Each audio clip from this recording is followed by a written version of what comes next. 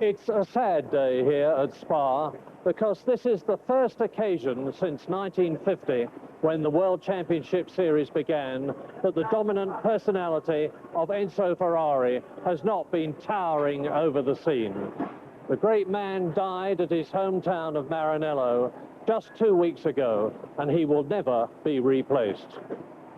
The old man of Formula One, he was 92, started racing over 50 years ago as the Scuderia Ferrari, using Alfa Romeo cars. An engineer first and foremost, he built from scratch the prestige name that means sporting motoring par excellence.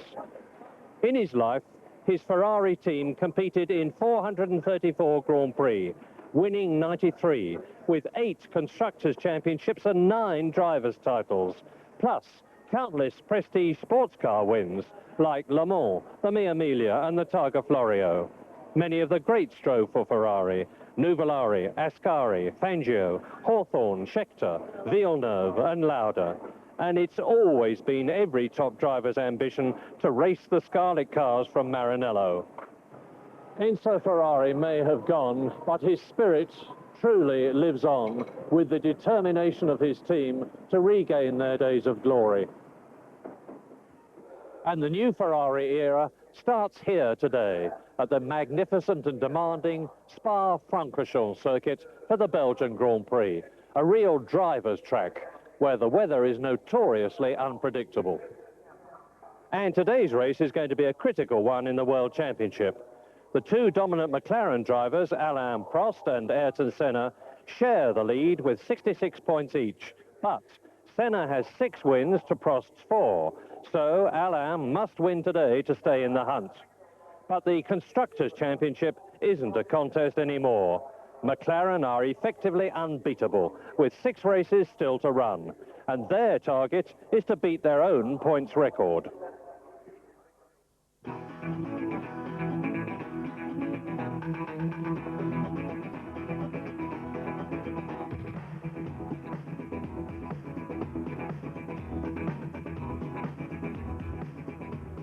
The big surprise here in Belgium was this: Martin Brundle's name on Nigel Mansell's Williams. Poor Nigel has a secondary virus infection after his chickenpox, and his misfortune means a very welcome return to Grand Prix racing for Jaguar sports car ace Martin Brundle, who got his call-up in an odd place. I was driving along the M11 the other night, Wednesday night, having just been to a Jaguar Sport launch, and the phone rang, and it's Frank on the other end of the line. So having a car phone really is worth it. Yes, that's right, yes. Pleased I got that. Now, everybody wants to see you back in Grand Prix racing permanently and not just on a one-off basis, including you, I'm sure. What are the chances? I'm certainly talking to a few teams, but I have to say I've enjoyed this year so much with Jaguar. My self-respect, my personal confidence, and just everything about being a racing driver that I enjoy has come back, and I'm not going to leave a team as good as Tom Walkinshaw's to drive and prop up the grid and give you somebody to compare Senna against. I'm not interested in that. If I can get a top drive, or at least a team I can see going in the right direction, then I'll stay with Tom Walkinshaw. Well, celebrations are in the air this year. At Monaco, we had the 10th anniversary of our Grand Prix program, and here in Belgium, it will be the 100th time that the Benetton team, which started life as Toleman, will have started in a Grand Prix. And incidentally, it'll be the 300th time in which a Ford Grand Prix engine has started. Now, here, we've got Sandro Nannini from the Benetton team, the driver. We've got Thierry Boutsen. We've got Peter Collins, the team manager. But I'm going to ask Rory Byrne to cut the cake. Rory?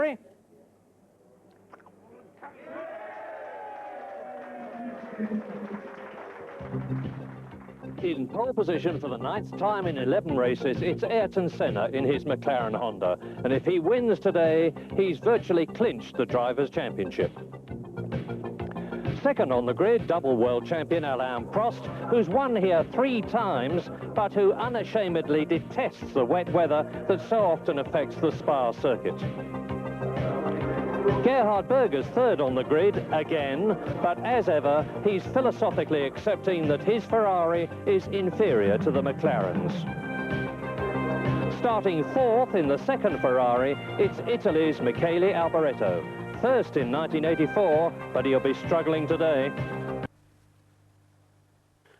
Mesdames, Mesdemoiselles, Messieurs, bonjour. Ici le circuit de Spa-Francorchamps où dans 5 minutes sera donné le départ de la 11e manche du championnat du monde des conducteurs de Formule 1, le Grand Prix de Belgique avec, vous les discernez en première ligne, les deux McLaren-Honda de Ayrton, Senna et Alain Prost. Et puis une situation au championnat du monde des constructeurs qui est d'ores et déjà définitive. Ce championnat du monde des constructeurs est remporté par McLaren-Honda pour l'année 88 avec peut-être un record à la clé. Le record est détenu par McLaren avec 143 points et demi. Ils en sont à 132 points alors qu'il reste 6 grands prix à disputer.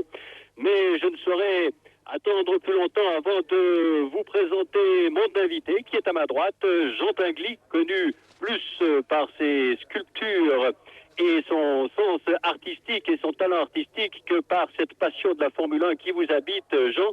C'est la raison pour laquelle vous êtes à mes côtés. Bienvenue dans cette cabine de commentateur. C'est un peu nouveau pour vous. Ah oui, c'est la première fois que je suis vraiment coincé dans ma vie. Et grâce à Jacques Deschamps, on est dans une petite cabine avec une visibilité quasi nulle. On voit rien, je voulais installer des rétroviseurs doubles dans le sens pour qu'on puisse au moins voir arriver les voitures. Alors sachez, chers téléspectateurs, que vous êtes privilégiés. Vous êtes à la maison, vous voyez tout. Nous, on a un tout petit écran, on a une visibilité zéro. Mais je me réjouis quand même et j'ai pu profiter de l'ambiance extraordinaire d'avoir la course. J'ai pu voir les écuries, j'ai pu voir, je me suis fait expliquer des choses par des mécaniciens, des ingénieurs, j'ai vu les essais. Mais là, à présent, le plaisir pour moi est terminé. Et Jean, le travail commence effectivement, et même si les conditions sont parfois un peu précaires, comme ici, on ne va pas s'en plaindre parce que l'image est celle que nous allons commenter, celle que reçoivent les téléspectateurs, avec ici René Arnoux au volant de la Ligier. René Arnoux qui part assez loin sur la grille de départ en 9e ligne avec un 17e temps. Cette grille de départ a défilé tout à l'heure sous vos yeux avec les deux McLaren-Honda de Senna et Prost, puis les deux Ferrari de Berger et Alboreto, puis la Williams Judd de Ricardo Patrese, les deux Benetton Ford de Boutsen et Nannini, puis Nakajima, Piquet, Warwick, Cheever, et puis avec le 12e temps, Martin Brundle, un revenant qui remplace Nigel Mansell qui est malade. Il a même été hospitalisé, Nigel Mansell. Il est malade. Well, first of all, best wishes from everybody here at Spa to Nigel Mansell for a rapid recovery. I'm sure he's watching this race with real interest, and he will be seeing, as you are seeing, the front row of the grid there. On the right-hand side of the grid, it's on the left as you look at it, is Ayrton Senna, and on the right, Alain Prost. And really, this race, as ever, has to be the story of these two drivers. Alain Prost must win this Belgian Grand Prix if he is to keep his World Championship hopes alive. Ayrton Senna, on the left of your picture, has won 6 Grand Prix this year to Alain Prost's 4.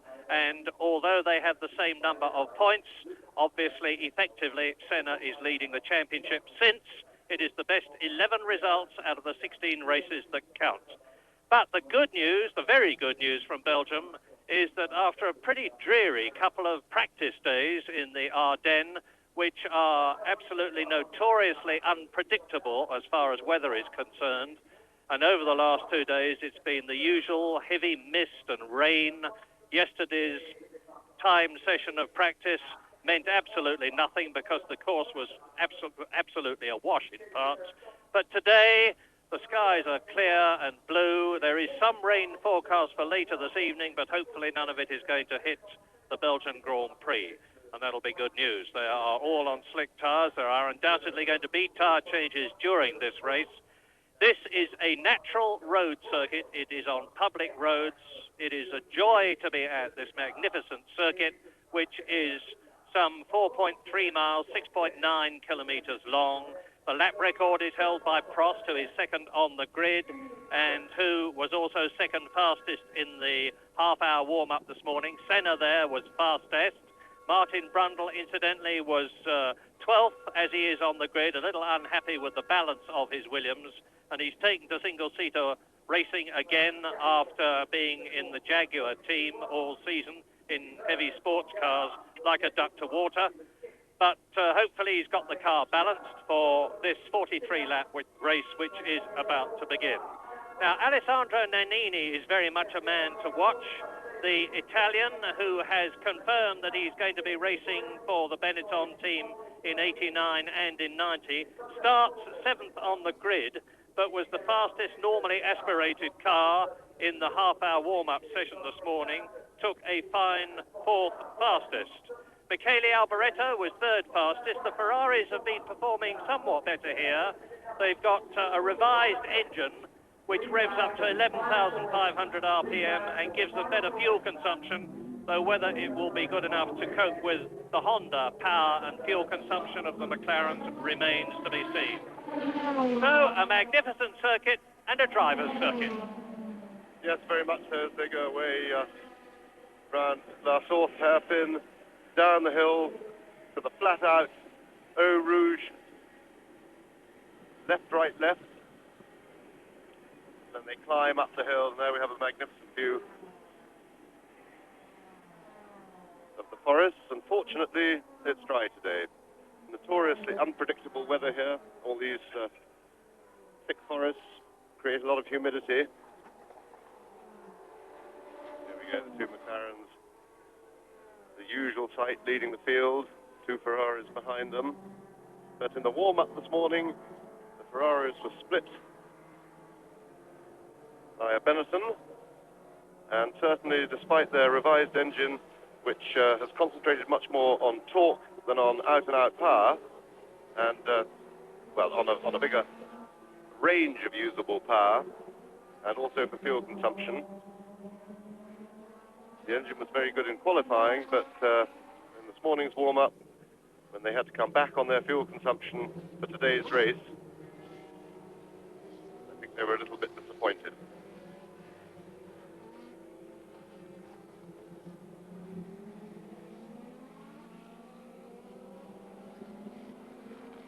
Very long lap going down the hill now.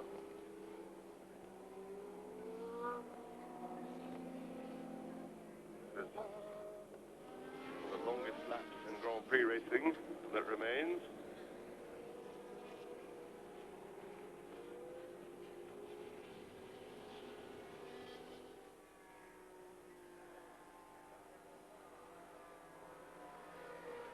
And a word for Martin Brundle, who did a magnificent job yesterday in the Williams in the wet qualifying session. He was quickest of all in qualifying yesterday.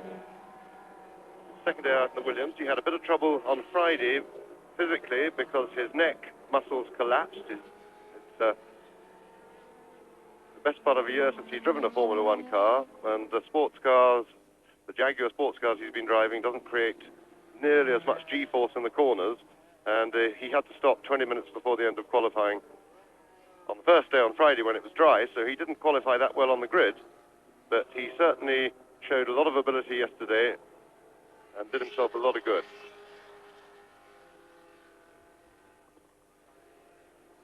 Now, let us establish good and early that this race in some ways can be won or lost at the very first corner. There is a very short dash up to the first gear, very acute right-hander at La Source, and those of you who know the Belgian Grand Prix circuit may well be interested to know that the famous old restaurant on the corner has been knocked down and replaced by a fine building in the traditional Belgian stone architecture. They're leading into the bus stop now, and that leads in turn up towards the pits and the approach to La Source. Now, as I said, there's a very short approach to La Source. They have to go down into first gear. They take it at about 50 miles an hour, and we have seen many, many times a coming together of cars and the loss of chances of drivers as a result of it. There is Martin Brundle, number 5, in Nigel Mansell's red 5.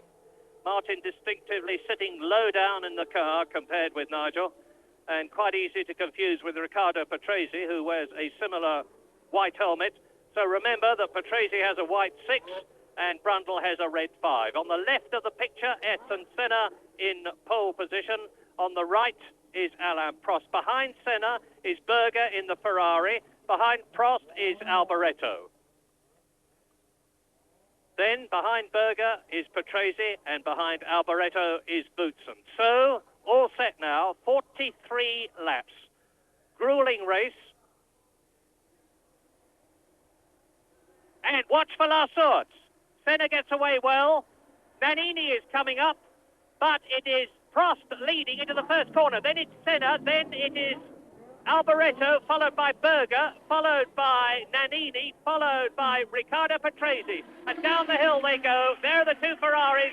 The two McLarens have already got a gap.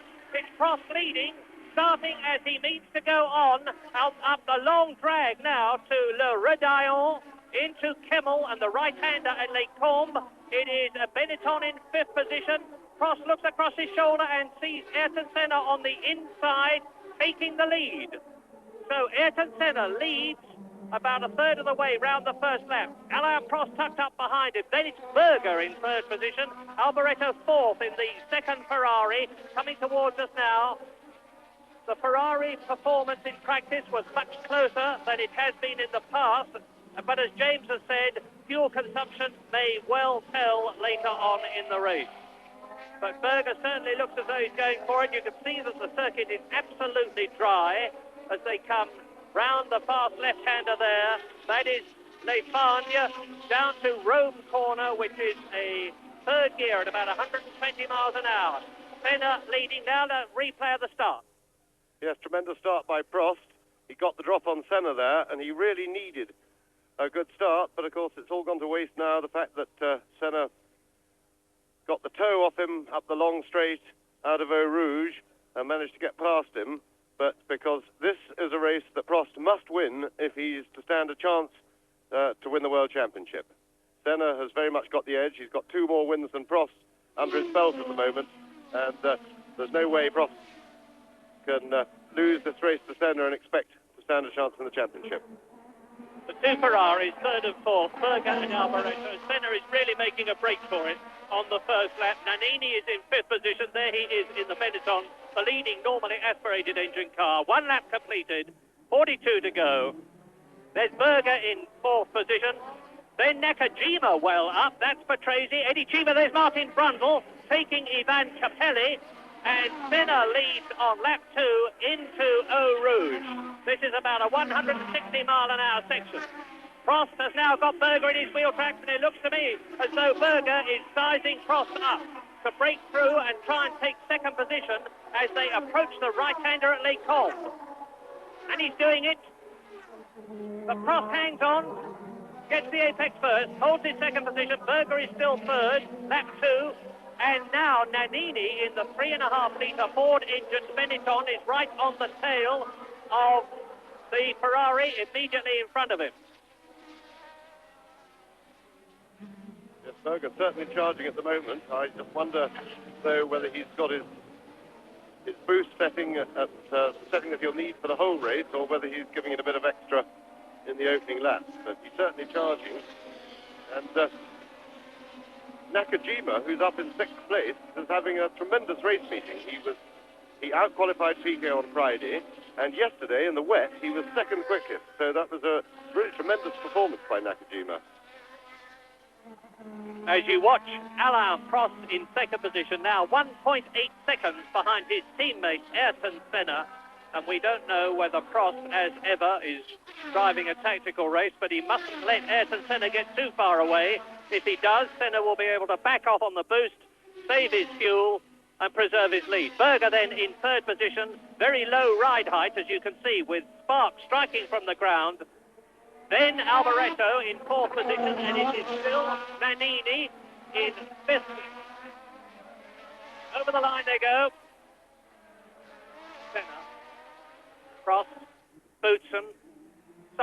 Berger, Alboreto, Boutsen, Nakajima, Nannini, Derek Warwick up, Patrese. And so, at the end of the second lap, with 41 still to go, as you watch Alain Prost in second position, he is 2.2 seconds behind Senna. Berger is third, Alboreto is fourth.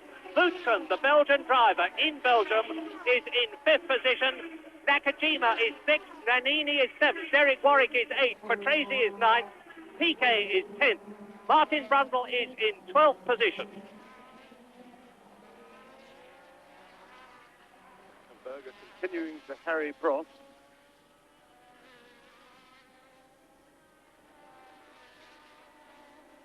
I get the feeling that Prost has probably gone straight onto what I call his race setting of boost on the turbo. René Arnoux off, and he won't recover because he is into one of the new gravel traps.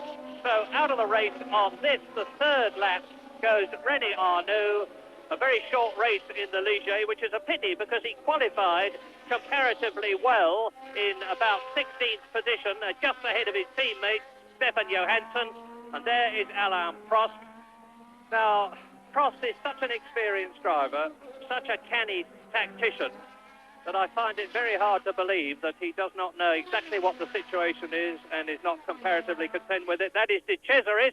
Andrea De Cesaris then out from the race in the Real, or rather out of the Real, and he was 18th with René Arnoux, who was 19th.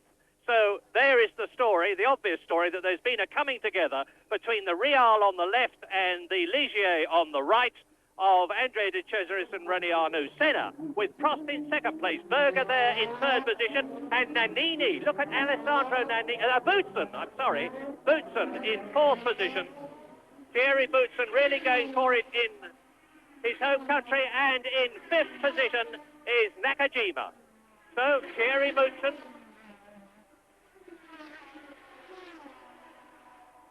and into the pits, Berger, lap four, Berger into the pits, and this is obviously an unscheduled. He's shaking his head sadly. He realises his race is effectively over. The man who started third on the grid and is in third position in the World Championship is not going to score any points in this race unless something very dramatic indeed happens. So now on the fourth lap, Ayrton Senna leading Alain Prost by 2.5 seconds, with Michele Alboreto in third place. Boutsen is fourth. Nakajima, a magnificent race, in fifth position, ahead of Nannini sixth. You can see Berger out of the race. Warwick is in seventh place. Piquet is in eighth place. Martin Brundle is in 11th position. And there is the Benetton, the 3.5-litre V8 Ford-powered Benetton of Thierry Boutsen, whose wife, Patricia, has just covered the Boutsen family in glory by finishing a magnificent second in the Alfa Romeo Touring Car Celebrity Race here. And we have a look at Gerhard Berger's V6 turbocharged Ferrari engine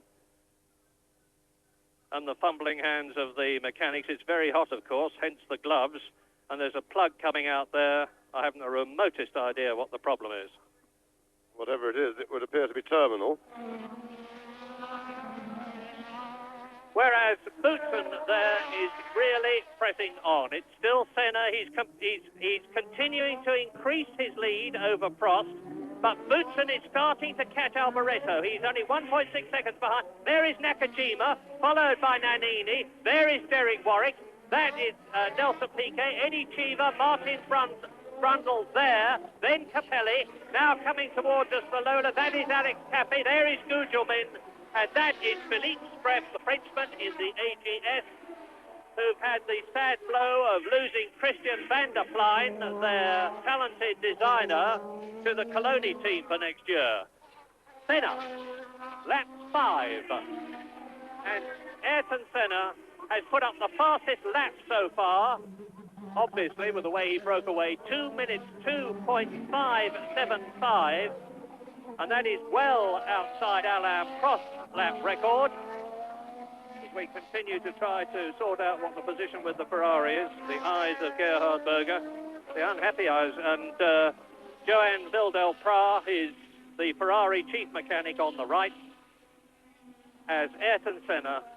A very different Belgian Grand Prix for Ayrton Senna than was last year's, because if you remember, Senna and Nigel Mansell had a very controversial coming together here. Senna in the Lotus Honda and Nigel Mansell in the Williams Honda, as a result of which Senna immediately retired and Nigel Mansell subsequently had to retire. But now Senna, who has already won 6 races this year as the doors go down on Ferrari, is on his way, if he stays where he is, to a 7th win. And unless Alain Prost has got a lot in reserve, and it doesn't look like it, well, the race pattern is set. Ayrton Senna coming through to complete his 5th lap in this 43-lap race. Alain Prost there with Alboreto through, Boutsen through, first four. Nakajima holding his fifth place and still keeping ahead of Nannini, followed by Piquet. And Alboreto still holding on very well to Prost. Martin Brundle. Martin Brundle moves up into 10th place.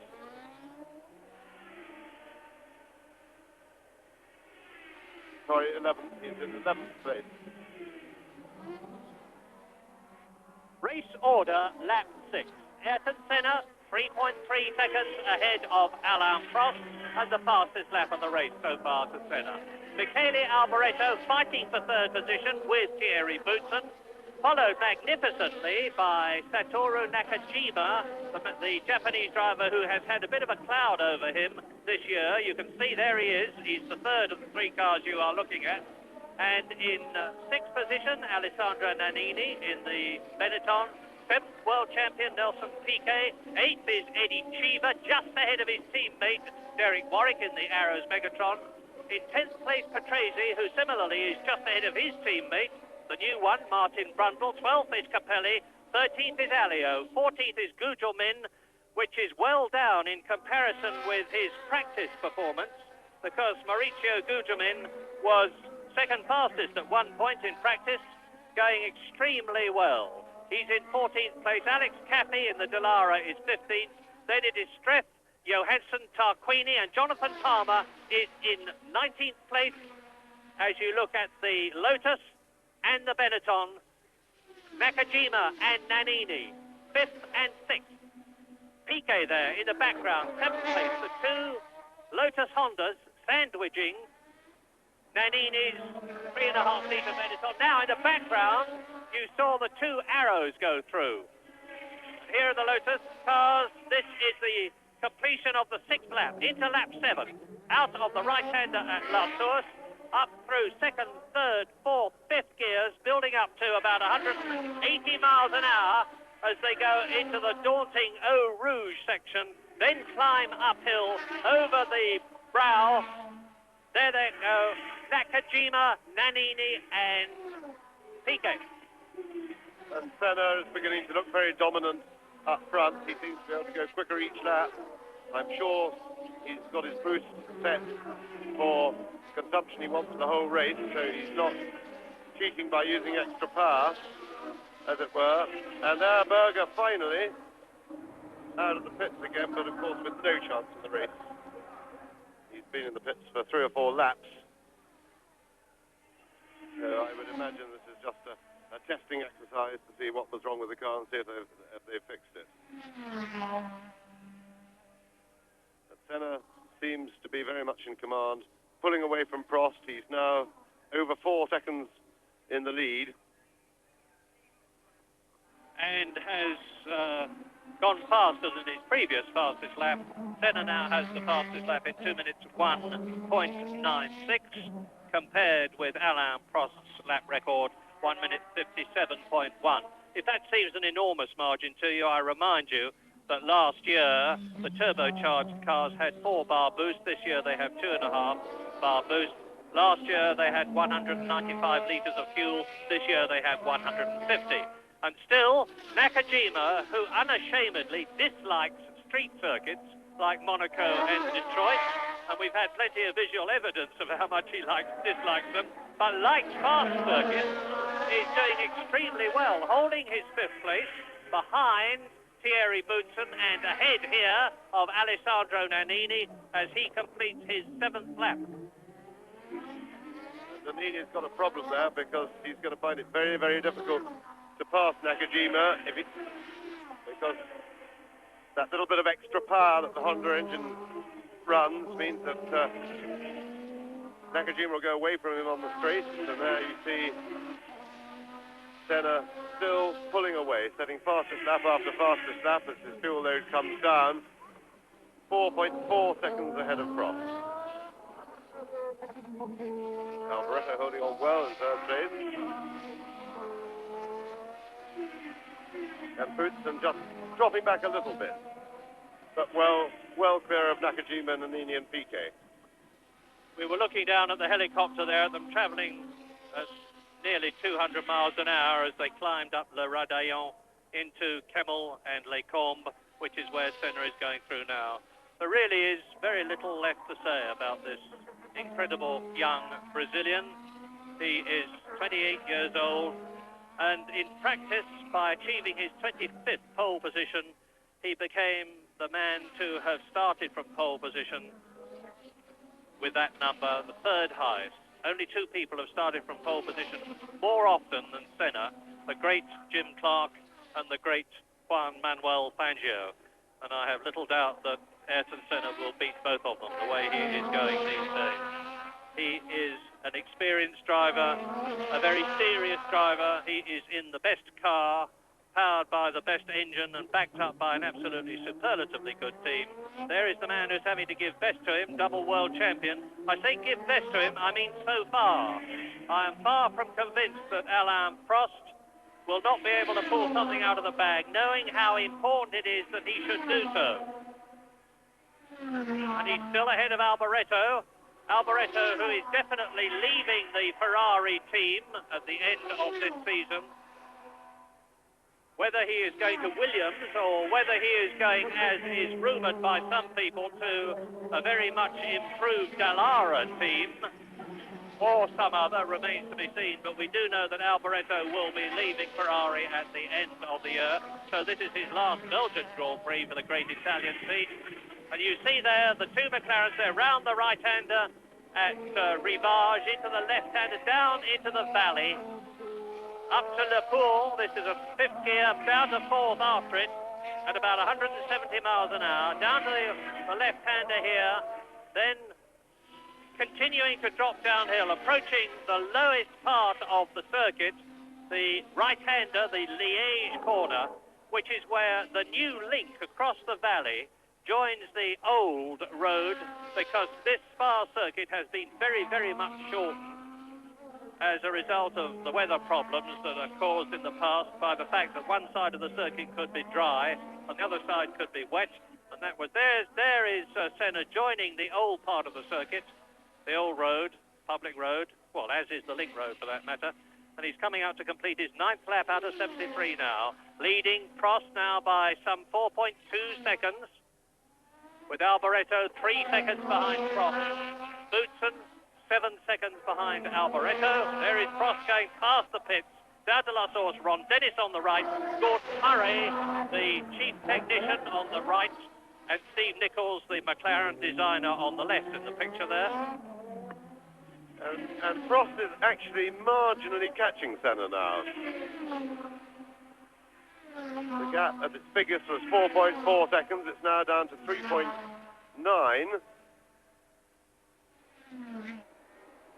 Martin Brundle being carried by the two marchers. This race is going to be a real physical test for Martin Brundle. He's plunging into 43 laps around this demanding circuit in a single-seater. And as James was saying earlier on, with Capelli in his wheel track trying to take the Englishman, the strain on his neck muscles, unused to having to cope with the sort of G-forces they have to cope with here at Spa, is going to be considerable. So, Martin Brundle, followed by Capelli, followed by his March teammates Maurizio Gugelmin in 11th, 12th and 13th places. And on lap 10, as you look at that battle, it's Senna leading Prost by 3.8 seconds. Senna still the fastest lap so far. Boutsen in fourth position behind Alboreto, fifth Nakajima, sixth Nannini, seventh Piquet, eighth Chiva, just ahead of Warwick, 10th is Patrese, 11th Brundle, 12th Capelli, 13th Gugelmin, 14th Alio. Derek Warwick has been not at all well for the last 2 days, but is a lot better today, manifested by the fact that he gave me the fright of my life when he charged up behind me in his car when I was walking in this morning. In very good spirits, as is Martin Brundle. He says he has yet to find the limits of the Williams. He goes faster and faster, and it still stays on the track, and he's absolutely enthralled with the performance and the handling of the car. You can see he's reveling in it. That is Philippe Alliot No, it's Yannick Dalmas. Yannick Dalmas in the Lola. And you can see from the haze of oil at the back that he's obviously got an engine problem. Lap 10. So Yannick Dalmas holding up his hand to indicate that he's... And into the bus stop comes Brundle. Gugelmin ahead of Capelli. So now Maurizio Gugelmin is charging. He's up with Martin Brundle. He has taken his teammate and is in 12th place. This is going to be a very hard race physically for Martin Brundle. With the problems that he experienced on Friday, there's no way that his neck would have recovered by now. So he will have started with damaged neck muscles. He was lucky in that yesterday the track was wet, so you don't get such big G-forces. And as I said earlier, he certainly shone in those conditions. He was quickest of all in qualifying yesterday. But this dry race with the big G-forces.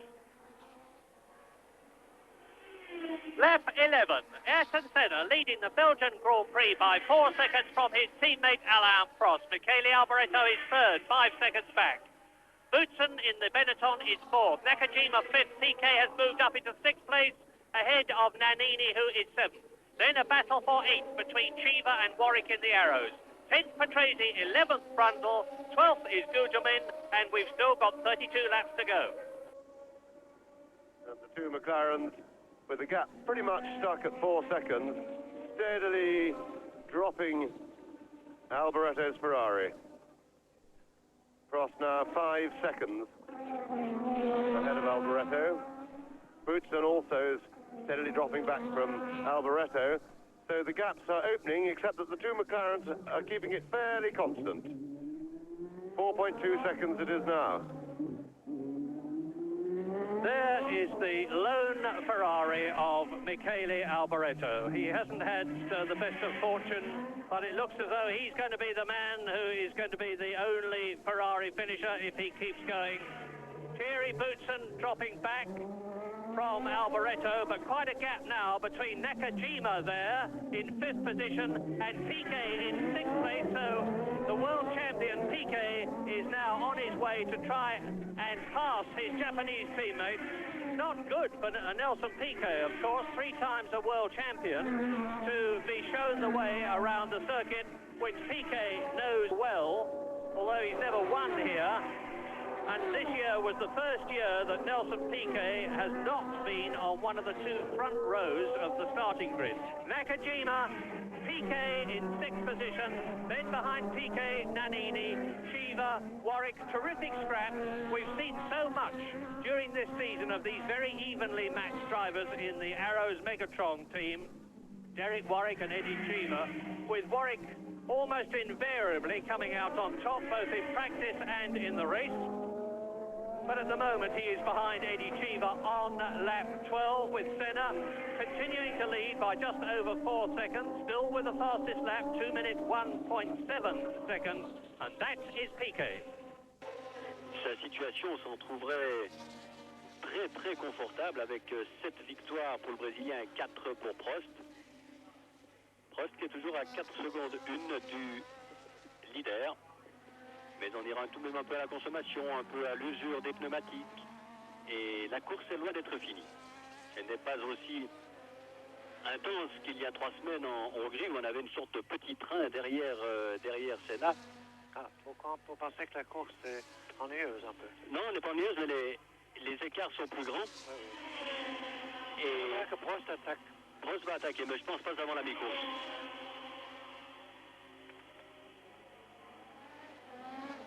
Alors pour moi, alors lui, en Formule 1, ça n'existe pas vraiment. Moi, je pourrais voir tourner une Formule 1 tout seul, ce que j'ai déjà écouté. On les écoute, on les voit. Par exemple, au Grand Prix d'Italie à Monza, où on entendait le changement des vitesses. On peut l'écouter tout seul, c'est merveilleux. Je comprends que c'est une compétition et il faudrait qu'il y ait combat. Oui. Et les Américains, ils font leur Grand Prix dans la Formule 1 en faisant un truc très intelligent. Ils arrêtent la course dès qu'il y a le moindre accident. Just turn in as they almost reach the Armco at about 180 miles an hour. Left through Eau Rouge, clipping the edge of the course over the brow and then starting to climb, which is what they're doing now. And And you can see the course as they go into the right-hander at Rivage. This is a second gear corner, and Piquet is definitely catching Nakajima. And I think Martin Brundle's physical problems may be beginning to take their toll. Maurizio Gugelmin has passed him, and he was always struggling, appeared to be struggling to stay in front of the marchers.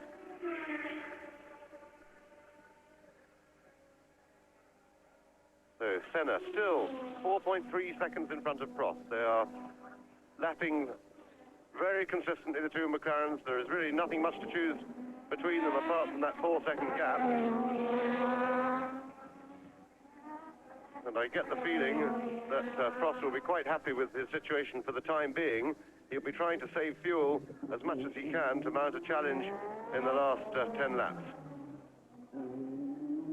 And while you watch the Ferrari and we wait for Boutsen to appear in the Benetton, a word for another not well man in hospital in Britain, Johnny Herbert, who was injured in the Brands Hatch Formula 3000 race last weekend. The good news I've had from Professor Sid Watkins, who is the FISA chief doctor, is that Johnny Herbert is definitely going to make a complete recovery. We're looking forward to seeing him in racing again. Indeed, it is further rumoured, to throw in another one, that Johnny was going to have signed a contract with Lotus on Tuesday. That similarly remains to be seen, because we know also the Benetton are after his services. But get well soon, Johnny Herbert, as we look at Michele Alboreto, third position on his own. He is a long way now behind Alain Prost. It's the usual story of the two seemingly invincible McLarens, who have had so many first and second places this season and have won every race, out in front with a Ferrari in third position as long as it lasts. Berger effectively out of the race already. Will Alboreto last?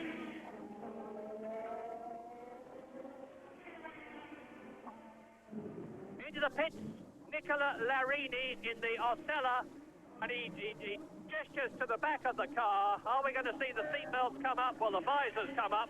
Now, the engineer Tomini, the man in the blue shirt, has just clipped into Larini's helmet. The electrical can enables him to speak to him through the microphone and earphones. They're changing tyres as a precaution. Doesn't need to say the tyres are worn out. They'll do that anyway. The car is in for some time. So it's an opportunity to slap a fresh set of Goodyears on as Michele Alboreto comes out of the bus stop to complete his 14th lap with the two McLarens ahead. Now the gap between Senna and Prost is 4.88 seconds. Senna is lapping marginally quicker than Prost, 2 minutes 1.8 as you look at Boutsen going through in fourth position. He is 10 seconds behind Alboreto, who is 10 seconds behind Prost, who is just under 5 seconds behind Senna. Nakajima has now got Piquet right on his tail. I hope we can see it soon, because the determined Japanese ex-Formula 2 5-time champion of Japan, Satoru Nakajima, has got 3 times world champion Nelke in his rear view mirrors.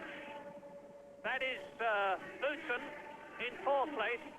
There's the right-left at Les Combes. This is the highest point of the course. From now they start to drop downhill. And Martin Brundle, as we have said, has been overtaken not only by Gugelmin now, but also by Capelli. He's down to 13th place, and back into the pits comes Gerhard Berger. He's just settling himself in the cockpit. He lifts the visor. That will be to stop it misting up. Ah, that's the sign. Off comes the steering wheel. Out comes Berger. His race is run. Gerhard Berger, who has only had to retire twice before this season, makes it 3 times. And Thierry Boutsen continues to hold not only the 4th place, but the leading place for normally aspirated engined cars with the Ford V8 powered Benetton. And Thierry Boutsen, number 20 there, has already had 3 third places in this race. He may well have another one, because if Alboreto has the problem that Berger has, Boutsen would automatically move up a place.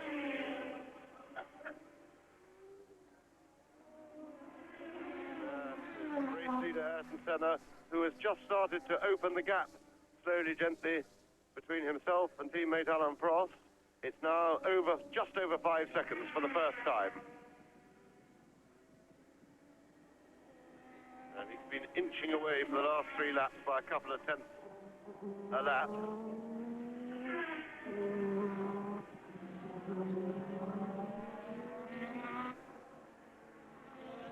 Now then, while we're watching Senna, let's have a little debate about him and Prost, James. Prost knows that he's got to win this race if he's keeping his championship hopes alive. He's 5 seconds behind Senna. Are we in this race seeing the turn where Ayrton Senna establishes himself as undoubtedly the finest driver of the day? Yes, I think we are. Quite honestly, Murray. Senna has started the season very well. He had a couple of hiccups, notably at Monte Carlo, but by and large, he's been on top of Prost for most of the season, and he looks very much in command today at this stage, unless Prost is doing something very cunning and saving fuel for a late charge, but quite honestly, I don't believe that he is able to afford that luxury. I think he's giving it everything he can, and Senna is still inching away from him by a couple of tenths of a second a lap, and I think this certainly underlines the fact that Senna is the #1 driver in the world at the moment.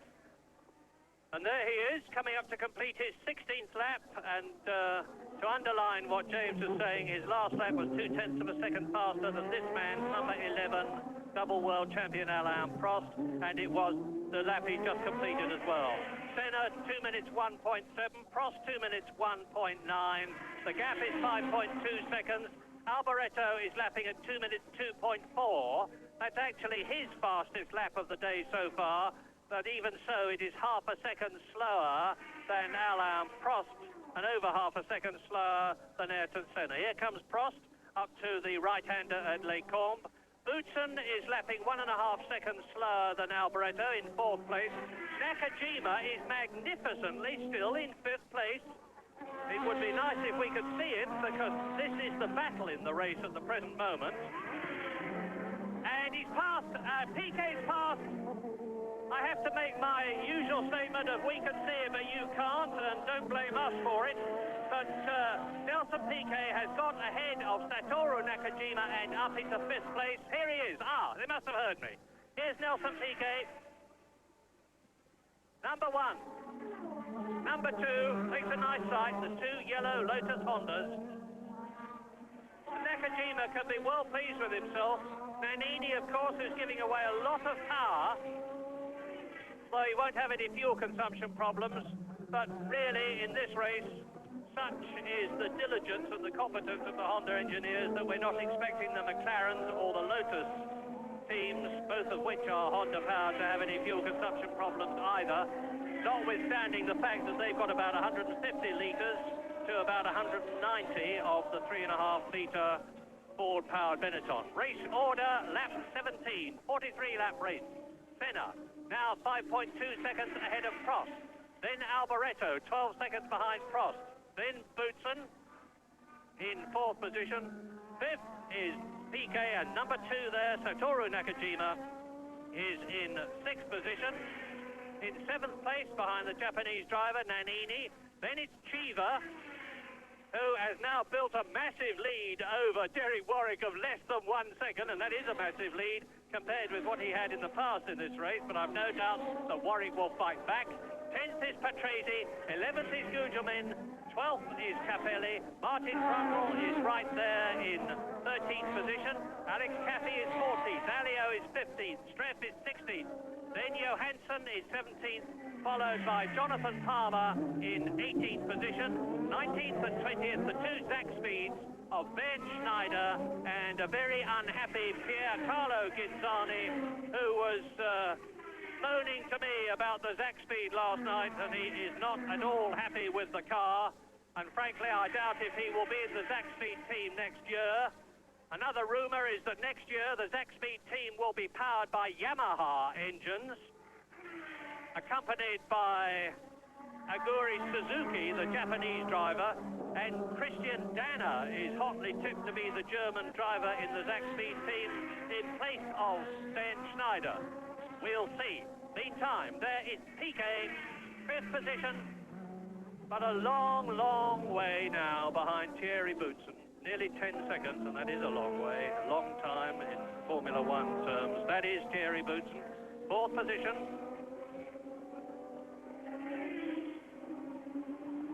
The quiet, extremely amiable and likeable Belgian who will be driving for Williams next year in place of Nigel Mansell, who is, of course, going to Ferrari.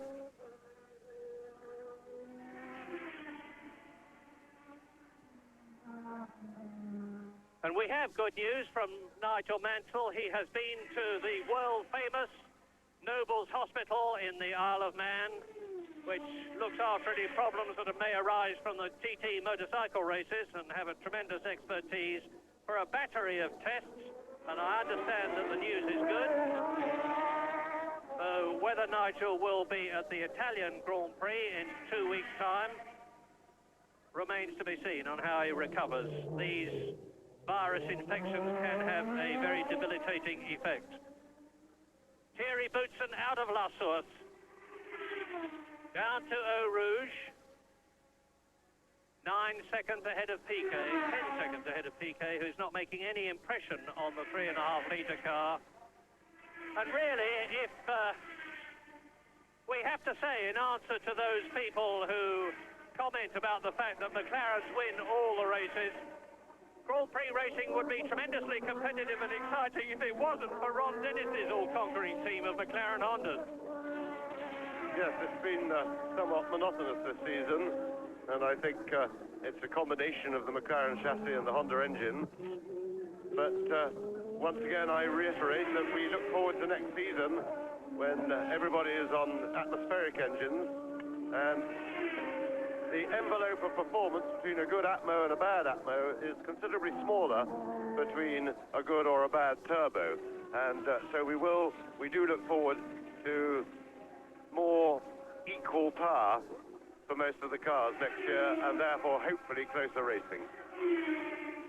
Not so very far off, half distance now, 21.5 laps will be half distance, and we're now on lap 19.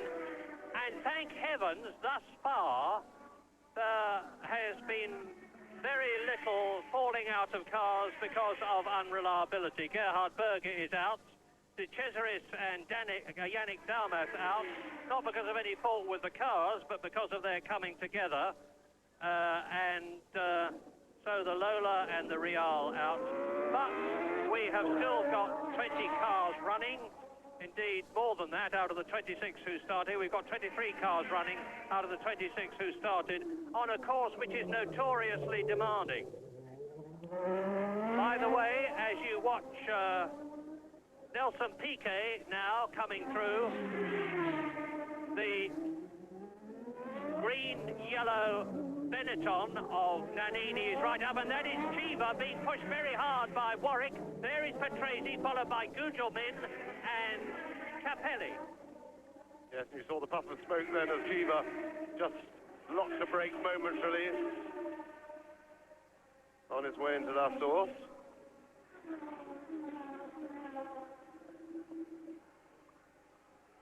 So there is Riccardo Patrese, who is in 10th position. Here is there is Chiva in the red helmet, who is 8th. Derek Warwick right up behind him, 9th. Patrese 10th. Gugelmin in 11th place in the red and yellow helmet, and in the similar coloured March 3.5-litre car.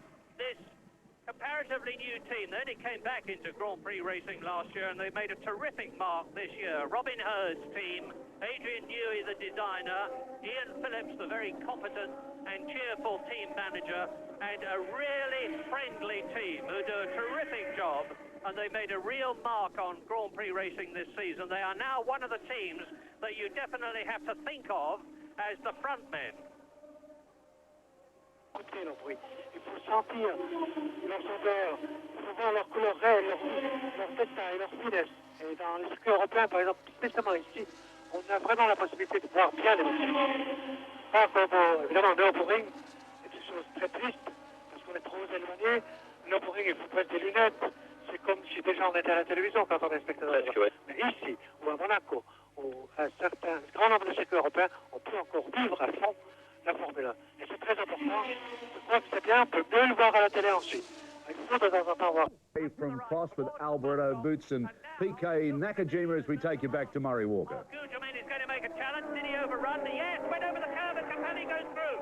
That's an engine problem I think the Gugelmin had. I think his engine had just blown. We saw some smoke come and he was trying to get out of the way. Well, maybe he hasn't blown because he's got going again, so it can't have blown up. But certainly he seemed to be having some sort of problem with the car.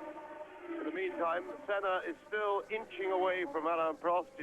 The gap is now up to nearly 7 seconds. Here we can have a look again. Well, that may have been a lock brake, that puff of smoke from Gugelmin. He certainly made a mess of that getting over the curb. He went in a little bit deep. And I think I was entirely wrong then, saying that it was an engine problem. I think it was just getting all confused in the corner of his own accord. Yes, and Gugelmin, who is a thinking driver, may be a little worried about the fact that he clumped over the curb there, because his teammate Ivan Capelli had a suspension collapse on him in practice after he had run for some time on a punctured tyre, and Gugelmin certainly won't want that to happen to him on a fast part of the course. Now we are on lap 21, almost at half distance, and as you watch Satoru Nakajima in the Lotus in 6th place, the race order is Ayrton Senna leading Alain Prost by nearly 7 seconds. 3rd is Michele Alboreto, 4th is Boots, and 5th is PK, and 6th is Nakajima. But no longer does Ayrton Senna hold the fastest lap, because between going out and coming back again to retire, Gerhard Berger really got the Ferrari wound up, went round in 2 minutes, 0.77 seconds, and thus far holds the fastest lap. So it's Senna leading, Prost 2nd, Alboreto 3rd, Boutsen 4th, and PK 5th. Yes, you have to remember, of course, that Berger would have been running considerably more power when he went out again, because having lost 4 or 5 laps in the pits, that was fuel saved, as it were, and therefore he was probably running the full 2.5 bar boost. Incidentally, I've just realised while James was talking to you that I maligned poor Yannick Dalmas. It was Andrea de Cesaris who had the coming together with René Arnoux, and Yannick Dalmas who went down. Now, Nannini, Satoru Nakajima, now watch this. Here is a replay of Nannini getting past Nakajima and up into 6th place. So now, both the Benetton, there is Sandro Nannini, who's with, as I said, Benetton for the next 2 years after this season. He's taken up, or rather Benetton have taken up their option on this very talented young Italian, and he's now in the points, as is his teammate Thierry Boutsen. That is Ayrton Senna coming through to complete his 22nd lap with a commanding lead. The man, Ayrton Senna, who won at San Marino, Canada, Detroit, Britain, Germany, Hungary, finished 2nd in Mexico, and France, was disqualified in Brazil through no fault of his own, and failed to finish in Monaco very definitely because of his own fault. But he's made amends since then, has learned, as he always does, from lessons, and he's now, there's the Brazilian flag as ever waving in the background. And Ayrton Senna is now building up the lead over Prost, who's coming up behind the Zach speed of Bernd Schneider to take and lap the German. Now Ginzani has been lapped, who is just behind Alain Prost, and Schneider is about to be lapped, and they are in 19th and 20th places. Schneider waves his hand, courteously allows the Frenchman through, but of course that will have cost Alain Prost yet more time, because one of the hallmarks of Senna's driving competence, or his braveness, whichever way you like to look at it, is that he will never have any hesitation about diving past. Yes, and there's Nakajima in the pits, and as we saw Nannini go past him, it was quite clear he was in some sort of trouble. That effectively puts him out of contention in the race. They're taking the bodywork off, so it's obviously something quite serious and internal. And Derek Warwick has passed Eddie Cheever, and last, Derek Warwick, after forcing every inch of the 22 laps that have been completed thus far, has moved up a place into 7th position, and I forecast that Derek Warwick will be in the points before the end of this race. He has already been in the points 4 times this season. There is Alain Prost into the double right of the bus stop, now out of the left, across the starting grid, over the line, the finish line, down to La Source. You can see how far back Schneider is. There's Schneider, that was Ginzani. They have both been lapped. And that is Tarquini, Gabriel Tarquini, in the yellow Coloni, as Michele Alboreto, 18 seconds now behind Alain Prost. Although he's lapping faster than Prost at the moment, he's lapping half a second faster than Prost. You're looking at the fabled F187 Ferrari of Michele Alboreto.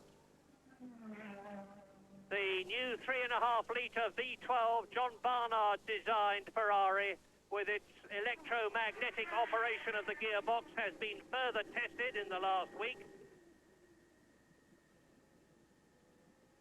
There is some debate, of course, these days about whether McLaren might feel tempted to bring out their V10-powered, Honda-powered car later on in the season when they have won the Constructors' Championship. Well, they virtually won it already.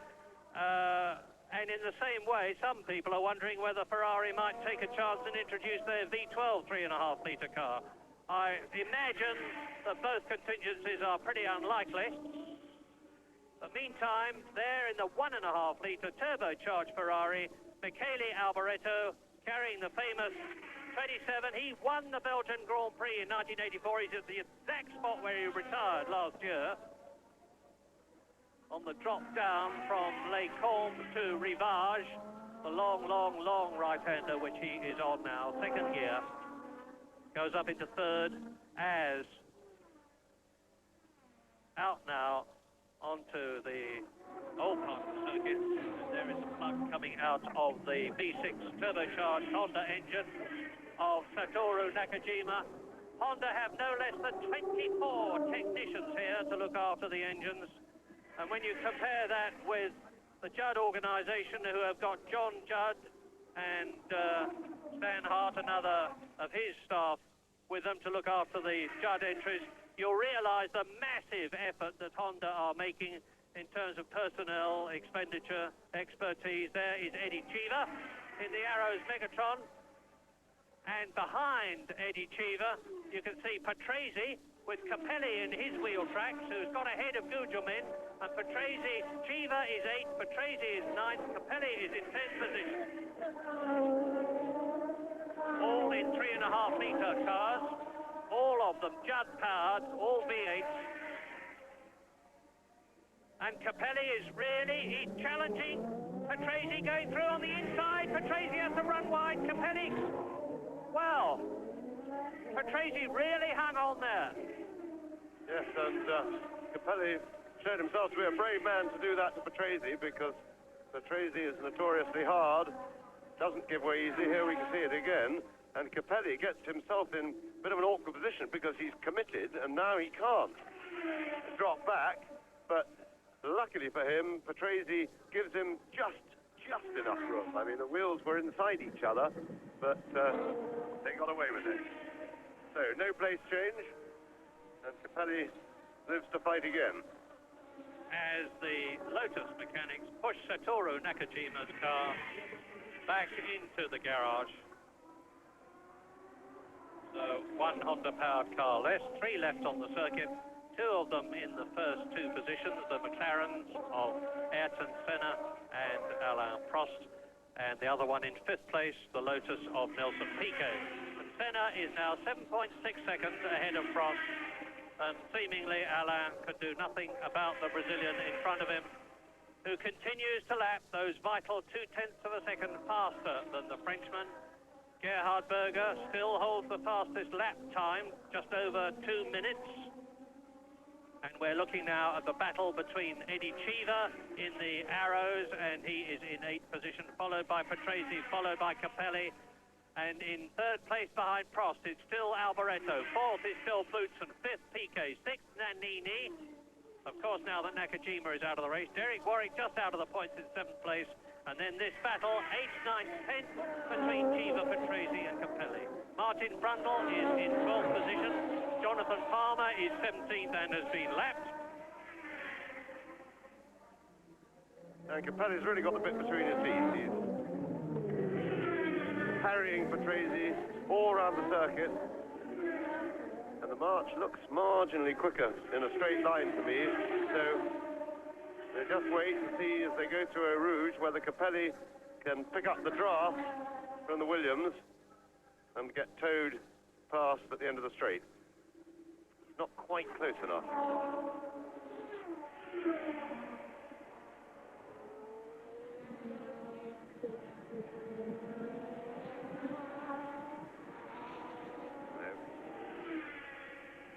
Williams certainly very efficient through the air. Capelli attacking at all the corners. And the Belgian Grand Prix authorities, in common with many other Grand Prix authorities, have spent a lot of money improving the circuit and the facilities, new covered grandstand, excellent new press centre, a lot of new sand traps. There's one of them that you can see on the outside of the left-hander there.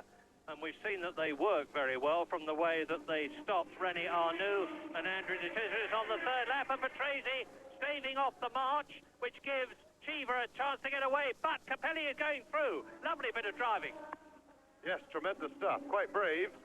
And he put himself in a really at Patrese's mercy, but luckily Patrese did have mercy on him, and it worked.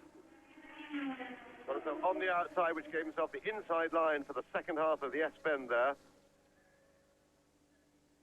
Now, Capelli, next target, Eddie Cheever.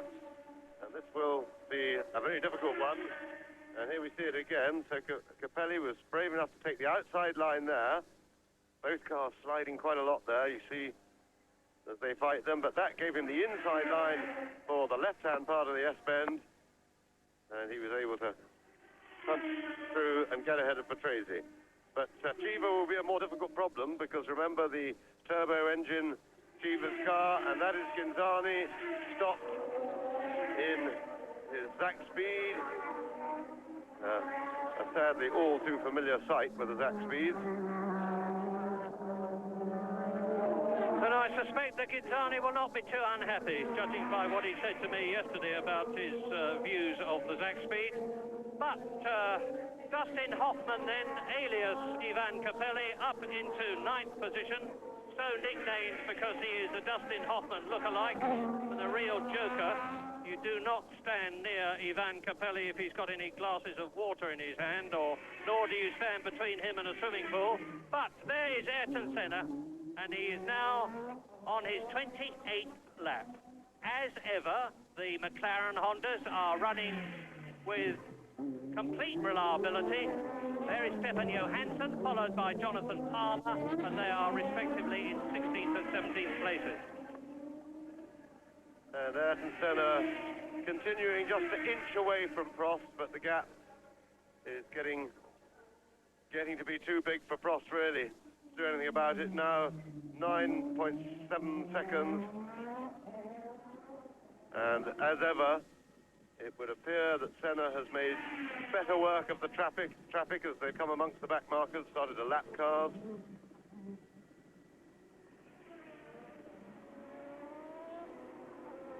Senna, now, if anybody can do anything about McLaren's and stopping the Woking team from winning all 16 Grand Prix, it is Ferrari. They're certainly not doing it here. They had two types of engine in practice, one that revved up to 12,500 RPM, the other which revved up to 11,500 RPM, and obviously gave better fuel consumption.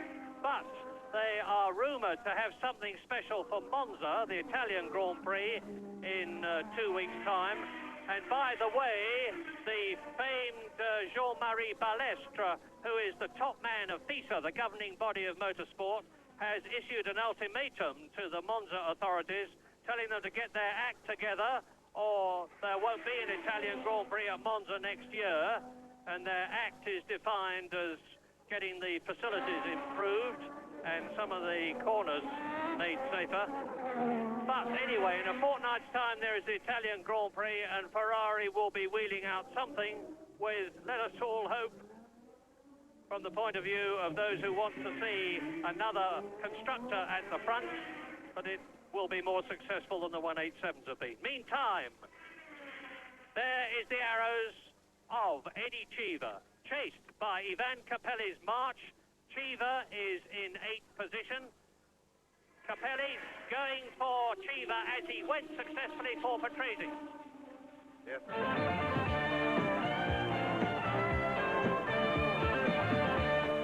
C'est moins motivé, la mise au point, le développement de la Lotus s'en ressent. Avec attaque de Capelli. Il passe Cheever. Alors il se retrouve maintenant en 9e, je pense, Capelli. Ou peut-être même mieux, 8e. Et il va bientôt aller chercher Warwick, mais il est à 7 secondes environ de Warwick. On revoit.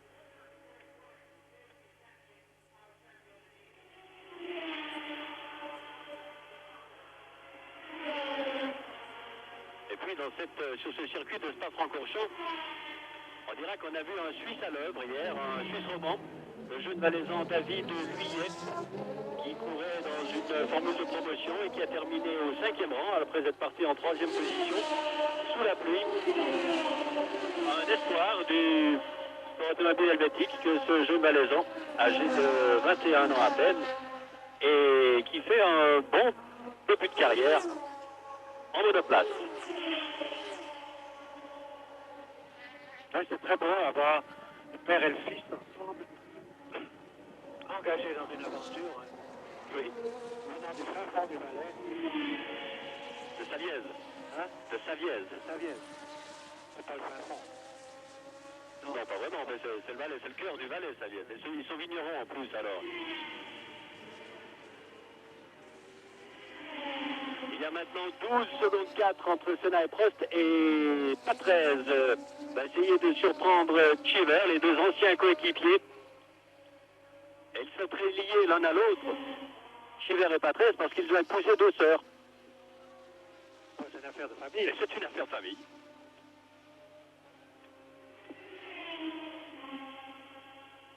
Pour revenir aux motoristes japonais et aux constructeurs anglais à McLaren, il y a une chose à dire par rapport à Ferrari, qui est la suivante. Next year he's got a lot of opposition because Johnny Herbert is one of the contenders. Martin Brundle, of course, must be in contention now.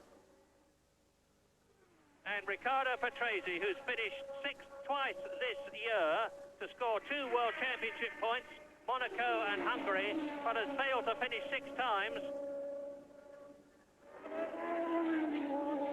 And he's through. Riccardo Patrese moves ahead of Eddie Cheever, who was just passed previously by Ivan Capelli. Now this gives Maurizio Gugelmin, or does it, the chance to close up on the American in the turbocharged arrows. Senna leads now by nearly 11 seconds. Berger still the fastest lap, just over 2 minutes. Yes, and Senna just taking advantage of the traffic gap now, 12.4 seconds to Alain Prost. And I get the feeling that Eddie Cheever may just be in a little bit over his fuel allowance at this stage of the race. I think he's come back on the power a bit, because certainly Patrese was able to come up alongside him on the straight, get inside for that outbraking manoeuvre into the bus stop. Lap 30. Riccardo Patrese now in 9th position behind Capelli, and the race order is still Senna, 12.5 seconds now ahead of Prost. I think Prost is now reluctantly settling for 2nd place. Alboreto 3rd, 34 seconds behind Prost. Boutsen is still 4th, 52 seconds behind. Then Piquet 5th, Nannini 6th, and the leading 3.5-litre car. 7th is Derek Warwick, just out of the points. And there is the Lotus of Nelson Piquet. His teammate, of course, Nakajima, out of the race.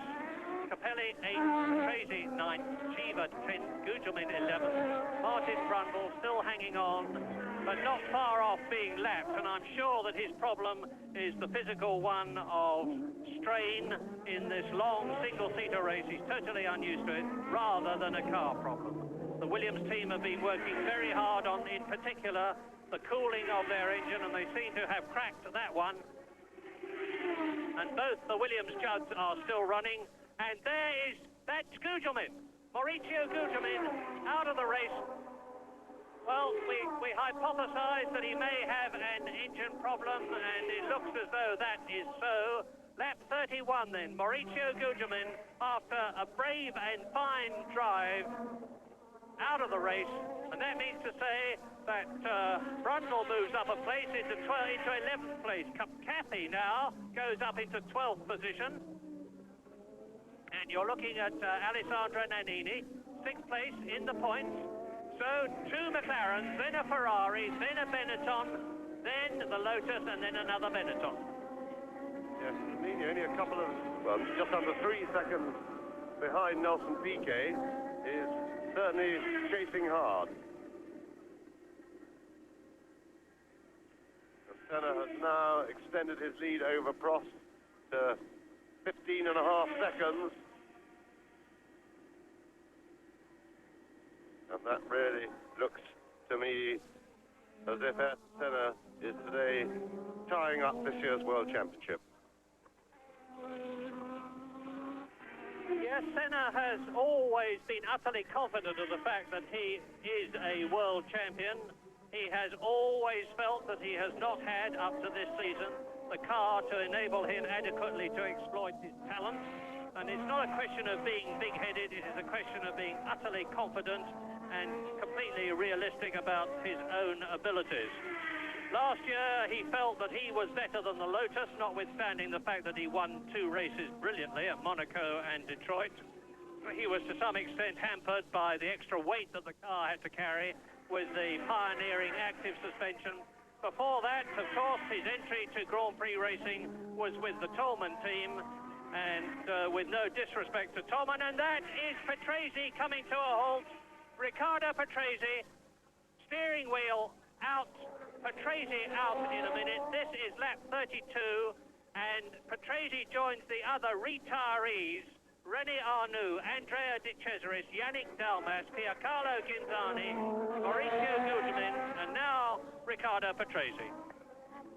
It's interesting because both Patrese and Gugelmin were running in pretty close company just before they both stopped. They both stopped within a lap of each other, and it makes one sort of hypothesize that maybe contact was made and damage done to the cars. But of course we didn't see it. We didn't get a replay of how Gugelmin's retirement came about. Brazilian flag. There's never a shortage of Brazilian flags around Grand Prix racing.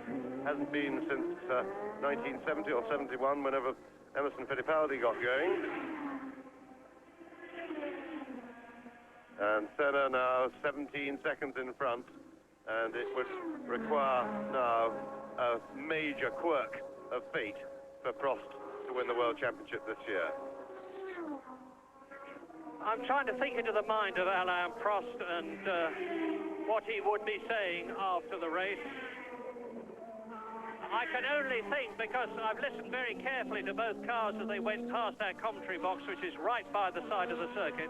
They both sound crisp and clean and powerful, and I can only excuse me, I can only feel that it is just a case of Ayrton Senna being too quick for Alain Prost. It can't be that he's got a gearbox problem. I don't think he'd have a tyre problem in today's conditions. So Ayrton Senna is definitely stamping his authority on his teammate, Alain Prost. And as James said, it looks like we may well have a new world champion. And Nannini and Piquet have just gone past us, with Nannini having closed right up on Piquet's tail. So he's now in position to challenge Nelson Piquet for 5th place. Senna leading by 17 seconds. Prost there in 2nd position, and Alboreto still in 4th place, 21 seconds behind Prost. Boutsen in 4th place, 17 seconds behind Alboreto. Now here is the battle that James was just mentioning. Nelson Piquet in 5th position in the Lotus Honda, being chased by Alessandro Nannini, the second 3.5-litre car in the race. And the other one, of course, is his teammate Thierry Boutsen. And the Benetton team have done magnificently in 1988. Boutsen with those 3 third places. His teammate Nannini has had a 3rd place. That is Gabriel Tarquini in the Coloni in the pits. Let us hope we quickly get back to Nelson Piquet and Nannini, because I have a feeling that the Italian is going to be in front of the Brazilian very shortly. Coloni, incidentally, have recruited the designer of the very pretty and successful little AGS, Christian van der Plein, for next year. But now we are back with the battle for 5th position between Nelson Piquet in the Lotus Honda, Alessandro Nannini in the Benetton. You've got quite a good view then of just how much power advantage the Honda engine gives Piquet, because he pulled out quite a distance on the straight, and you see then when we get to the twiddly bits how Nannini then pulls the Lotus Honda in. But it makes it a big problem for him to pass. Now with this aerial shot, you can see now the Lotus starting to stretch its legs and pull away from the Benetton. And that's going to mean it's a big problem for Nannini to get past, because he's going to have to be pretty heroic around the twisty area of the track. 180 miles an hour as they approach the right-hander at Les Combes, highest point of the circuit. Nannini there in 6th position. In the points behind him is Derek Warwick, in sight actually. I saw him as Nannini came towards the camera at Les Combes. 8th is Capelli, 9th is Cheever, 10th is Brundle, who has moved up, of course, as a result of the retirement of Riccardo Patrese and Maurizio Gugelmin. And it's here, this part of the course, that Nannini will, if he's able to, and his car is able to, close up on Nelson Piquet, because the Benetton is definitely nimbler. The Rory Byrne designed Benetton is nimbler than the Gérard Ducar-Rouge designed Lotus. And by the way, Frenchman Gérard Ducar-Rouge is on the move at the end of the season, leaving Lotus. Destination unknown. Nannini giving away at least 50 horsepower to the Lotus in front of him. Now they're out onto the old part of the circuit. Surface is identical, of course. But now they're coming up to the bus stop, the left and right, and then the right and left out. They go through that they approach in 4th, down to 3rd, out in the 2nd gear as they burst out here, and then up through the box again, past the pits, down to La Source. And again, as Nannini gets right up onto the gearbox of the wheel-locking Nelson Piquet's Lotus, this is where, and Alboreto's in trouble. The hypothesis is coming true, has come true. Berger went out with a problem, and now it looks as though Alboreto's engine is giving way. Look at the smoke pouring out of it. Let's hope he's not laying oil in the process. I'm surprised he's not moving over. He must see a big cloud of oil in his mirrors, but he pours on. And that's it. I think the turbo, well, you know, it could be that it's just oil dropping onto an exhaust pipe or something like that. But he's determinedly pressing on. Yes, I couldn't see any oil going onto the track from the car. I think it was just all getting burnt around the back of the car on the hot bits. But whatever he's got, he's not going to have it for much longer. It looks very terminal to me. He may be able to do a lap or so more until the engine runs out of oil, but it can't go on for long like that. And that's going to mean if Alboreto goes out, that Derek Warwick is going to move up into the points for the 5th time this year. But Alboreto showing no signs of slowing down. He may just decide to drive into the pits here, but it's interesting the way the smoke haze dies down and then builds up again. Is he coming into the pits? Somebody seems to think he's coming into the pits, but Alboreto doesn't, for one. La Source, and that is 35 laps completed for the Italian.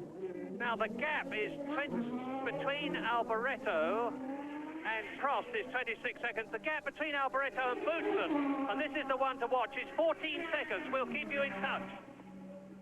Yes, and as Alboreto went past us just now, the engine sounded very rough indeed.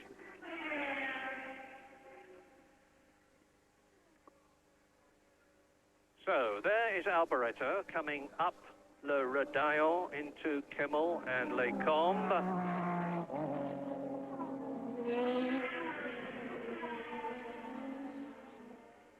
Now there's the Ligier of Stefan Johansson going past him, and Alboreto goes out.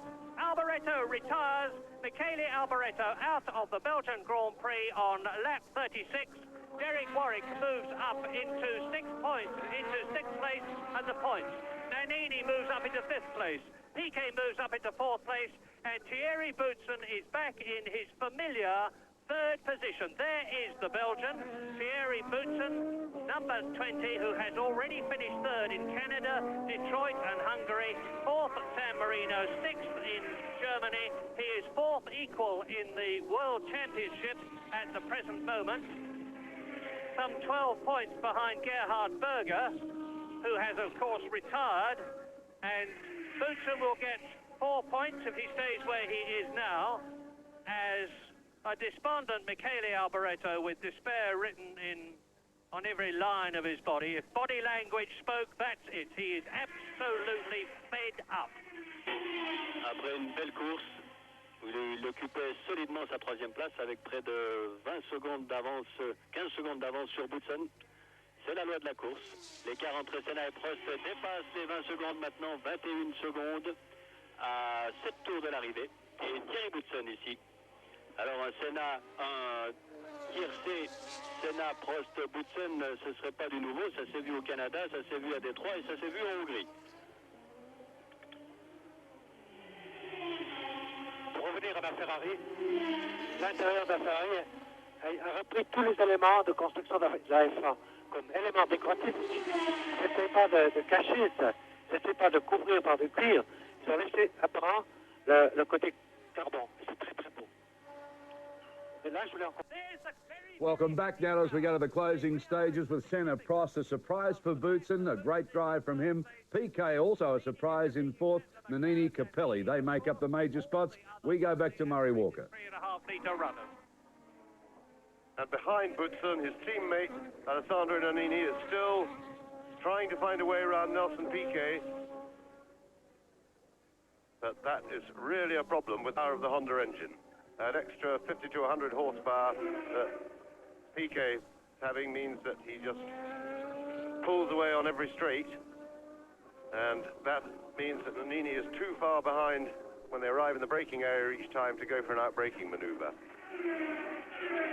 The other problem he has, the most likely place that he could probably pass him would be at La Source hairpin, and quite frankly, if he does that, then Piquet will just walk past him on the straight once they get through Eau Rouge and up to Les Combes. So he's got a real problem, Nannini.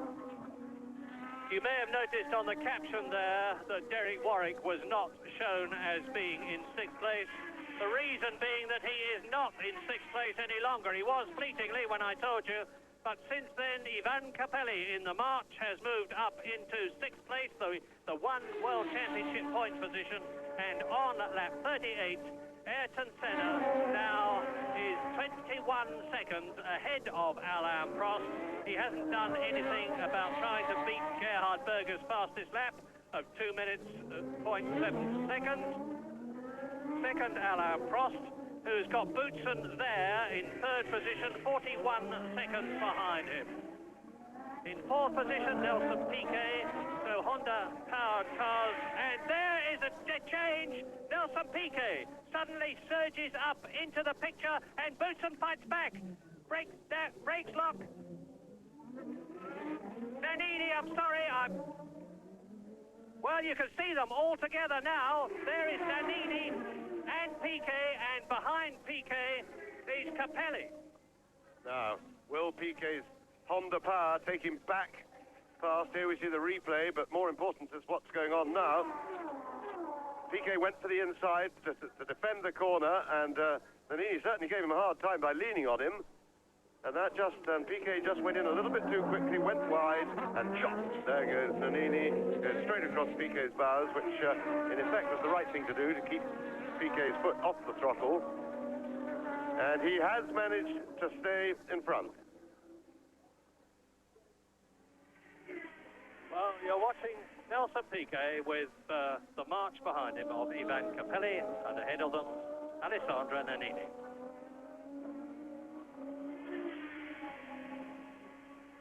So now Capelli is going for it. Capelli going for 5th position, held by Nelson Piquet, the world champion, whose teammate has already retired.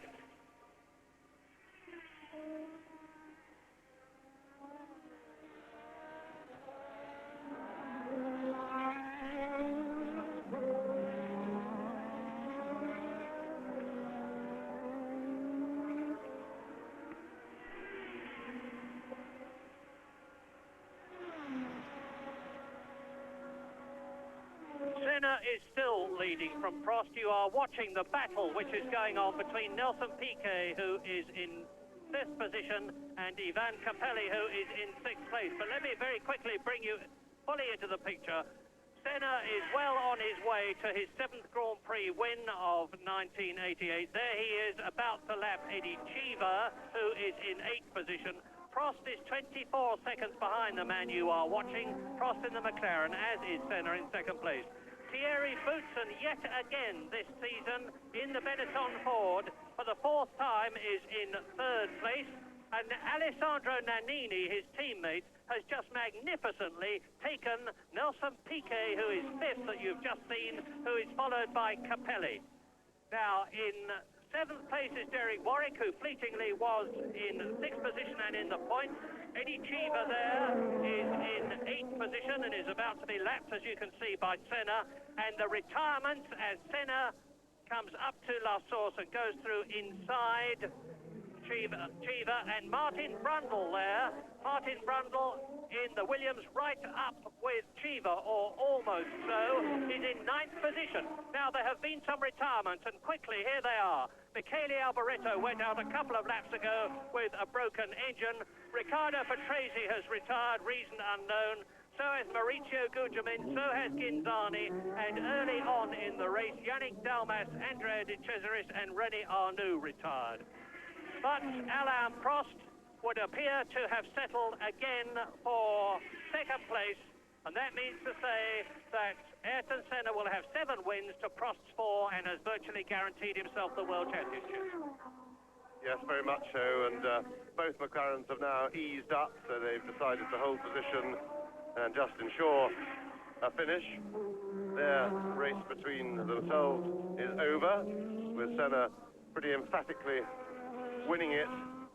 And as Murray rightly says, now it would require a major quirk of fate for Senna not to become world champion this year.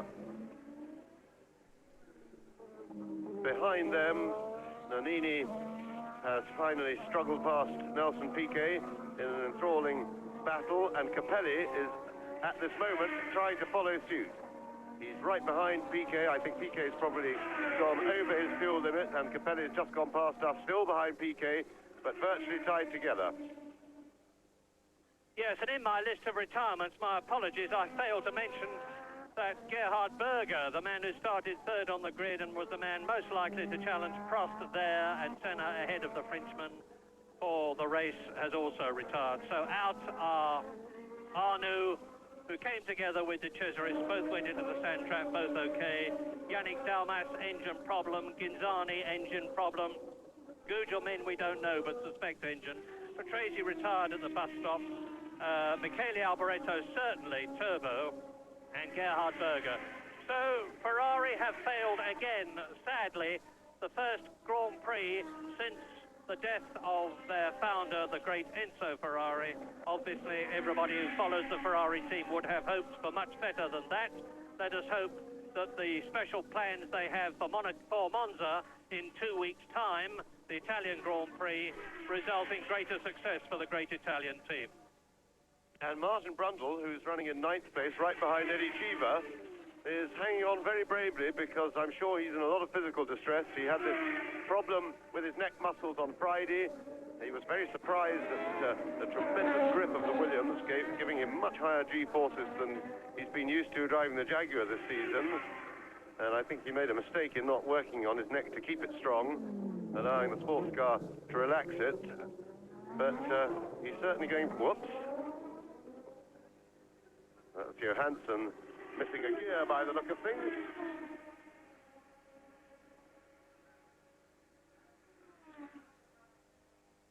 And Nannini is in fact catching teammate Terry Boutsen quite fast, but I think Boutsen's probably slowed down, eased up to ensure a finish, and I'm quite sure the two Benisons will hold position whatever happens. Lap 41, the all-conquering Ayrton Senna, and it has been the same story from the beginning of the race. Prost took the lead at the beginning of the race, but was very rapidly passed by Ayrton Senna. There you see the Ligier of René Arnoux parked by the side of the road. No, it's Johansson. Johansson out as well as Arnoux, so that's yet another retirement.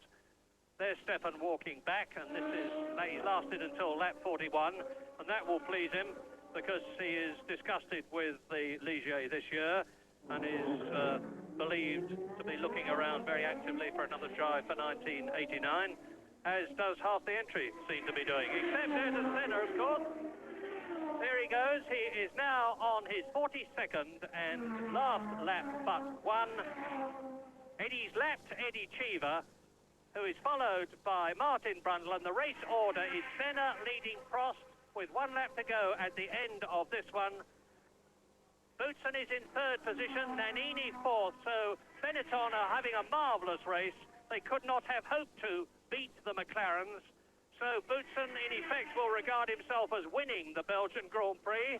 And out goes Jonathan Palmer. All of a sudden they are retiring in the closing stages of the race. Lap 42, poor Jonathan Palmer in the 3.5 litre Tyrrell, who was in 14th place, coasting in to retire from the Belgian Grand Prix. As I was saying, Boutsen in 3rd place, Nannini is 4th, Nelson Piquet in the Lotus Honda. Boutsen in 3rd place, Nelson Piquet behind him, and Nannini. So they are on lap 42. Senna, Prost, Boutsen, Nannini, Capelli going well in 5th position, and Piquet down to 6th place. So Piquet only just in the points, and we could yet see Martin Brundle, who is 9th, and has driven an absolutely magnificent Belgian Grand Prix on his return to single-seater racing, and he didn't even know about it until Wednesday evening. He was scheduled to do some promotional appearances this weekend and had to cancel them all, and look at him, he's right up with Eddie Cheever in the background. So there is Senna leading ahead of Cheever 8th and Brundle 9th. Of course, he has lapped both of them, and now Ayrton Senna is about to start his last lap. He gets the board, which shows him last lap. So can the lapped Martin Brundle there in the 3.5 litre jet-powered Williams on a last lap charge do anything about catching and passing Eddie Cheever in 8th position? And by the way, the fastest lap was put up by Gerhard Berger before he came in to retire, just a whisker over 2 minutes compared with last year's fastest lap. That of Alain Prost, 1 minute 57.1, and Cheever closing right up to Senna, which will give Boutsen. See, Senna is taking things comparatively easy by his standards. He's on the last lap, and that will give Martin Brundle the opportunity to close up on the arrows. Eddie Cheever has got a power advantage over Martin Brundle, but by the same token, Martin Brundle in the Williams has got a handling advantage. Martin Brundle's neck muscles must be really worrying him now. He was saying that after practice he knew that he'd been out of single-seater racing for a long time. Senna leading. Cheever behind him, 8th and lapped. Brundle behind Cheever, 9th and lapped. Prost is 2nd, Boutsen is 3rd, Nannini is 4th, Capelli is 5th, and Piquet is 6th. But Ayrton Senna now has cleared the highest point of the course. He's down to the 2nd gear, rivage corner, down into the valley. This is the new link which connects the two parts of the old, marvellous Spa-Francorchamps course. He's pulling away from the Arrows and the Williams. And Derek Warwick now has Piquet in his sight. He is only a couple of seconds behind Nelson Piquet.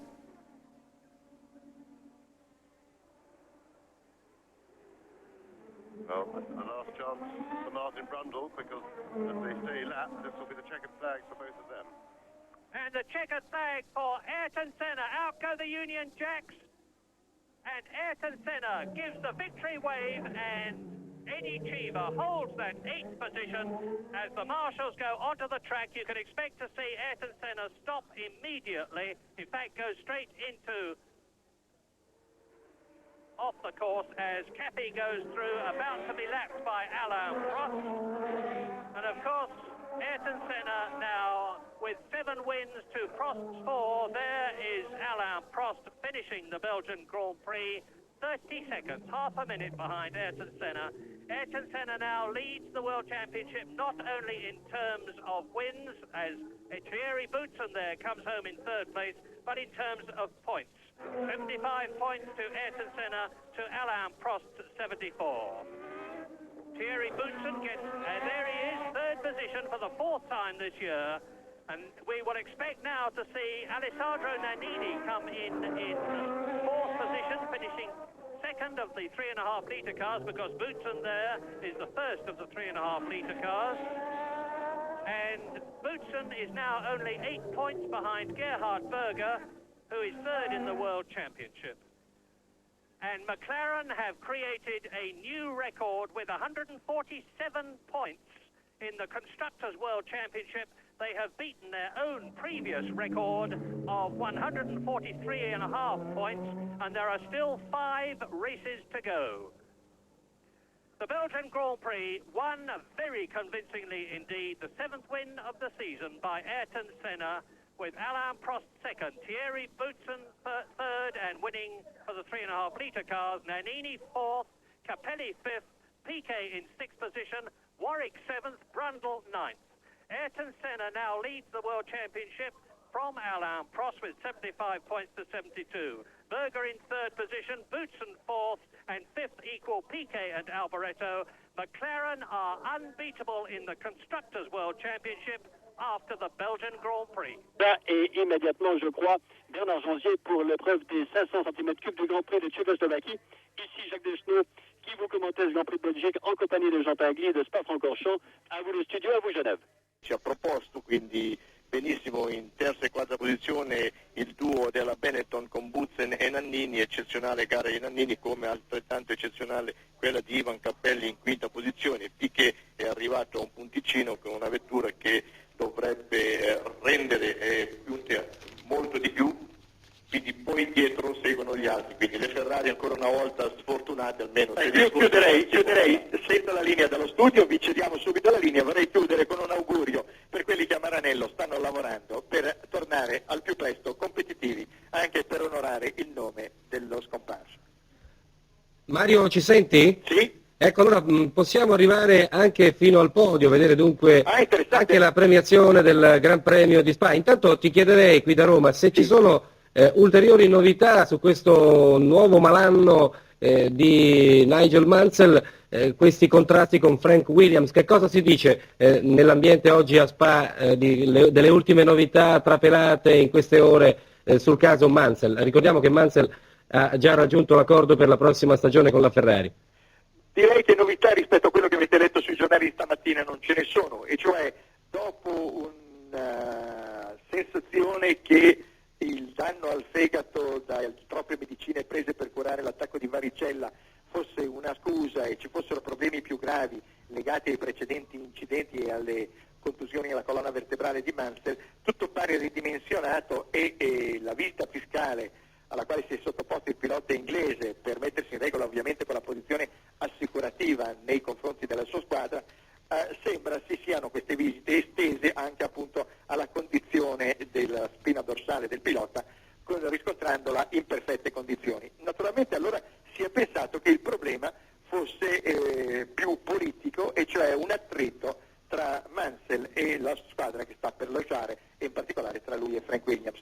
Questa probabilmente è la giustificazione più valida ed è quella di cui si parla qui. Naturalmente si tratterà di vedere, certo gli ultimi comunicati parlano di un Mansell ancora per un paio di giorni in cura all'ospedale e poi bisognoso di riposo, tant'è vero che la Williams pensa di proporre come pilota per Monza, per il Gran Premio d'Italia, ancora Martin Brundle. Ma andiamo sulle immagini del podio, premiazione dunque per Ayrton Senna da Silva, secondo è il suo grande avversario Alain Prost, che praticamente passerà il testimone in questo momento al brasiliano, con terzo, estremamente soddisfatto ovviamente per questo risultato in casa sua, prima degli aspirati, di Thierry Boutsen, che vedete alzare in questo momento la coppa. Vi ricordo che Ezio Dermiani si è già precipitato, si è precipitato nella postazione dove vengono effettuate le interviste, che voi avrete poi agio di mandare in onda successivamente nel domenica sprint e nei... Welcome back as the champagne flows there. Another win to Ayrton Senna. Alain Prost second. Thierry Boutsen a fine third. Nannini too with a great race for fourth spot. Capelli in fifth and PK in sixth to make up the top six. Now we have Alain Prost. He'd be very disappointed. That championship really slipping away now. It would be a miracle for Ayrton Senna not to go on to win this championship. Victory then in the Belgian Grand Prix for Ayrton Senna, his 7th of the year, and second his McLaren teammate Alain Prost. Third in the Benetton, the Belgian Thierry Boutsen, ahead of his teammate Alessandro Nannini. Fifth in the March, Ivan Capelli. In sixth position, Nelson Piquet in the Lotus. And seventh, Derek Warwick. Ninth, Martin Brundle on his return to Grand Prix racing.